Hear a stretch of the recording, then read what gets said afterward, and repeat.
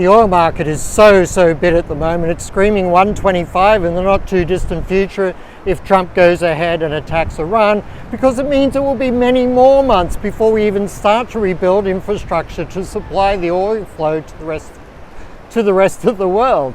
Mind you, as I said yesterday, but that video is no longer up, we're only missing out on 12-13% of global supply at the moment because other people have made an effort to increase production. Some of that can't be maintained though, and reserve tanks around the world are getting lower and lower and lower. It's very simple. If the US attacks Iran, oil prices are going a lot higher and inflation just keeps going up because a whole range of businesses realize it's no longer a short-term cost they have to bear, but it's actually a long-term price shift change that they have to pass on to consumers. So inflation skyrockets if the US attacks Iran in the next few days. And I do think towards the weekend we will get an outcome on that. And sadly, I think at the moment the probability favors that they do attack again. And Iran has promised to destroy all infrastructure across the energy infrastructure across the Gulf states if that happens, which is why the Gulf states are asking the US not to do that. In markets, US equities are just weak, heavy, but they're at very high levels, and a natural correction to the recent tremendous gains is appropriate.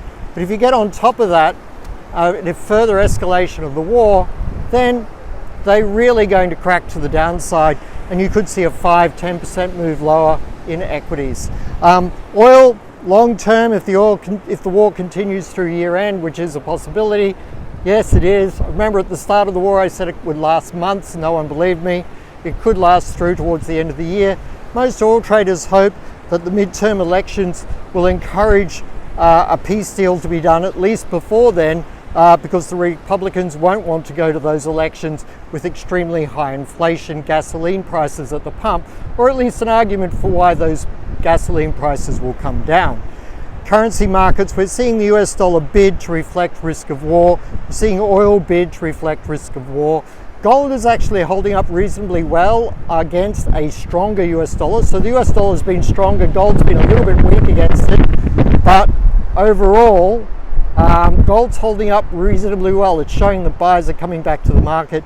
And I think those buyers could come back to the market based on a resumption of the conflict. And I'm not a big adherent to that idea that inflation means that higher oil prices meaning higher inflation means lower gold price, but that's how a lot of the world is positioned, so that could be an opportunity to buy against that.